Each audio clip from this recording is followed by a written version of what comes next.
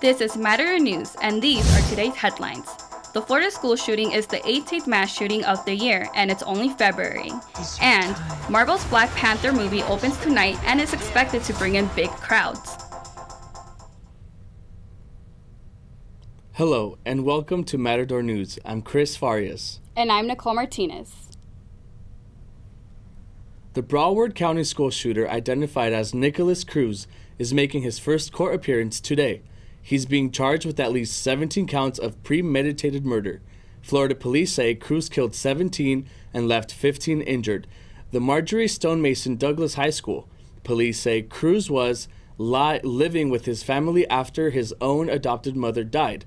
That family say they didn't notice anything that day, but they admit that they had Cruz with the gun in their house. The gun was kept in lockbox in his room, but attorneys say Cruz had the key to the lockbox. As more details about Cruz start to come out, investigators are saying that in September, a YouTube blogger named Benitez had contacted the FBI after he saw a threatening comment. FBI agent Robert Lasky says the comment was left by a username with the name of Nicholas Cruz. In 2017, the FBI received information about a comment made on a YouTube channel. The comment simply said, "I'm going to be a professional school shooter." Federal and state law enforcement officials say Cruz had been expelled from the school for bad behavior and seems to have left signs of mental illness on social media. He reportedly bought the AR-15 legally a year ago. President Trump addressed the nation this morning regarding the mass shooting. Trump says he is working closely with authorities to investigate the shooting and learn everything possible. Later this month, I will be meeting with the nation's governors and attorney generals. We're making our schools and our children safer will be our top priority. It is not enough to simply take actions that make us feel like we are making a difference. Trump did not mention gun control, but instead focused on the issue of mental health. He also spoke directly to America's children, urging them to rely on friends, family, and teachers, police officers when they feel alone. He asked all Americans to answer hate with love. Here's Matador News reporter Tianan Phelps with CSUN students discussing safety. Some CSUN students say they are not concerned about the shooting on this campus, but others do think about it.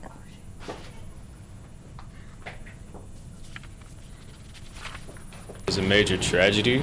It kind of serves as like a threat to all the rest of the schools. I mean, I still feel safe on campus just because, being here at CSUN seems like a safe place to be at. Everybody's chill. I feel like a lot of people would be more aware. Thankfully, nothing has happened on campus that's made me feel unsafe. But with all these back-to-back shootings, it makes me worry a little because they're unexpected and literally anything could just happen. CSUN police did not want to comment on the story this morning. Despite the incident that has occurred, CSUN students say they are thankful they haven't experienced something like this. I'm Tianan Phelps, back to you at the studio.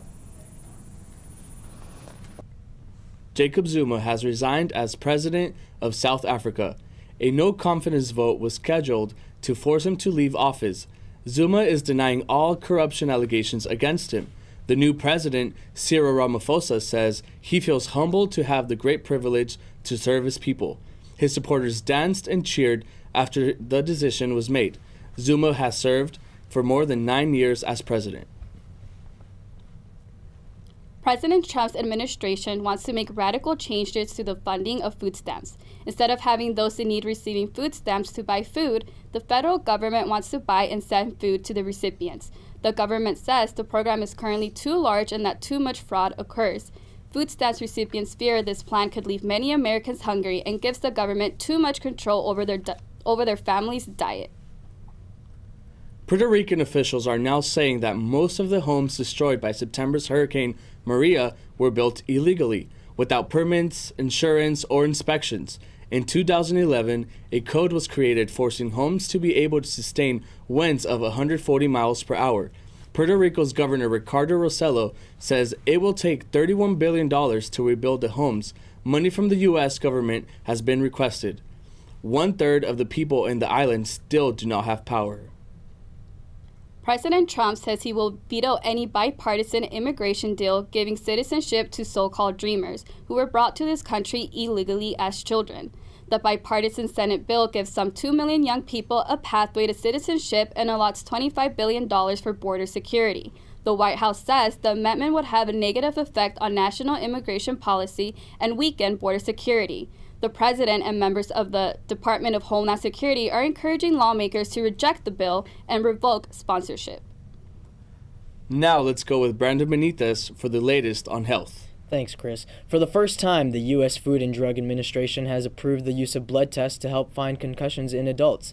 Currently, patients are diagnosed for concussions through combinations of symptoms and CT scans. Biotech expert Hank Nordoff says over 90% of CT scans for concussions are false, and they give 200 times the radiation of a chest X-ray. Nordoff also says CT scans are expensive, costing anywhere from $800 to $1,500. Nordoff says the cost of the new test could be around $150. Eating ultra-processed foods may increase the chance of developing several forms of cancer. A European study has looked over medical records and eating habits of almost 105,000 adults who tracked their food consumption over several years.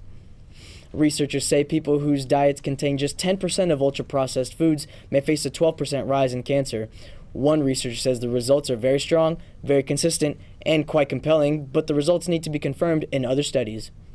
Ultra-processed foods include anything packaged with additives, preservatives, flavoring, and coloring. McDonald's is cutting down the calories in their Happy Meals. Matador News' reporter Bridgette Creamer is in the newsroom with more information. McDonald's is taking cheeseburgers and chocolate milk off of their Happy Meal menus in efforts to prevent childhood obesity. 4 years ago, soda was removed from Happy Meal menus and French fries were swapped out for apple slices, all to cut down on the calories, sodium, saturated fat, and sugar for kids. Some CSUN students say healthy food is better. I think that, especially in Happy Meals, there should be more options for kids to choose healthy choices and make healthy food more attractive. And I think that McDonald's is so big that it simply has a responsibility to just accommodate more healthy food. McDonald's has many other healthier options to cater to people who are on a budget and looking to eat better. There's a lot of food that's healthy from McDonald's. I mean, there's oatmeals. They have this turkey egg breakfast meal that they have. There are healthy options on campus for CSUN students and a huge gym to stay active. I do work out. I try to work out as often as I can, and I do cook a lot at home. I try to stay away from fast food, like McDonald's or anything like that. McDonald's wants all Happy Meal options to have fewer than 600 calories. CSUN students think that's a great idea. Now let's go back to Sandy Chavez for the latest on business. Valentine's Day is over, but Uber wants in on the love. Uber CEO Zaira he says he wants the company to be as beloved as Amazon and Google are. He says he's confident that he can turn the knobs on the negative publicity the rideshare company has received. The publicity includes sexual misconduct, private information leaks, and heartless mistreatment of their drivers. Khosrowshahi says he plans to reverse losses and get the love of Uber users back. The United States Arab Emirates are developing their own space program. Their top priority is to send a satellite built completely by Arab engineers into space by the end of this year. UAE already has a satellite in place which will undergo its final testing later this week in South Korea. They also want to be the first nation to colonize Mars. Dubai has started creating a Mars city simulating life on the red planet. Their first phase will be completed by 2020. Google Chrome is updating its server to block ads. The internet service provider is installing a built-in blocker to prevent ads from popping in on your screen. Google's Chrome Products Manager says his main concern is balancing both the needs of the business owners and the consumers. Business ads will undergo grading by Google if they decide to violate ad standards. Now let's go back to Brandon for an update on sports. The Los Angeles Lakers suffered a 22-point blowout loss to the New Orleans Pelicans. NBA All-Star Anthony Davis had 42 points, only missing 3 out of 18 shots. Adding to his great scoring performance, Davis had 3 steals and 2 blocks. Lakers rookie Kyle Kuzma led the team with 23 points and 5 rebounds coming off of the bench. Kuzma joins Magic Johnson as the second rookie to have 16 20-point games. The Lakers will need to get over this loss quickly as they head to Minnesota to take on the Timberwolves tonight. This will be the team's last game before this weekend's NBA All-Star break. Team USA currently sits in 5th place at the Winter Olympics with 8 total medals. They trail Norway, Germany, Canada, and the Netherlands, who all have at least 12 total medals. The latest U.S. winner is 22-year-old Michaela Schifrin, who has won her second gold medal, this time competing in giant slalom. Figure skater Nathan Chen will look to bounce back after a disappointing performance in his Olympic debut last weekend. The 18-year-old will be skating in the men's single skating short program tonight. He'll be competing alongside fellow American skaters Vincent Zhao and Adam Rapon. Coverage of the Olympics can be seen on NBC Universal, NBCOlympics.com. Olympic Austrian snowboarder Markus Scheirer had a scare today when he broke his neck mid-jump in the men's snowboarding cross. The 30-year-old landed on his upper back, fracturing his 5th cervical vertebrae. Luckily, team doctors say no permanent or serious damage was sustained. Former Major League Baseball All-Star Esteban Loaiza denies the allegations against him of being a drug dealer. The former LA Dodger pleaded not guilty to the drug charges he was arrested for. Loaiza was arrested last week in San Diego County, where law enforcement officers found 44 pounds of cocaine inside his home. The 46-year-old potentially faces 20 years if convicted. Now let's go back to Sandy for entertainment. Ryan Murphy joins in on Netflix and chill. The American Horror Story producer is leaving Fox for Netflix and is cashing in on $300 million. He is known as one of the top creative producers working in television today. Murphy says it's not about the money, but his obsession and love for Netflix. This is not the first time Netflix seals a deal. They recently lured Scandal producer Shonda Rhimes away from ABC for $100 million. Move over, Thor. There's a new king in town. Marvel's Black Panther hits movie theaters tonight, and fans are stoked. This movie is a combination of action-packed scenes and a cultural message, with nearly all black casts. Chadwick Boseman, Michael B. Jordan, and Angela Bassett take center stage. It is already the most talked about movie this year on Twitter. Disney anticipates the films to bring in more than $145 million its opening weekend. Now let's go back to Cruz for more news. SoCal will see a cooler temperature and the return of windy conditions in the next day or two. Right now, it's sunny, a little bit of breezy, and about 70 degrees. Tomorrow is expected to be in the low 70s. Expect cloudy skies for the upcoming week. Broward County officials have started a GoFundMe to provide relief and financial support to victims and families of the shooting.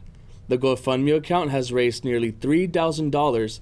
Blood banks are also asked for negative blood donations for surviving victims.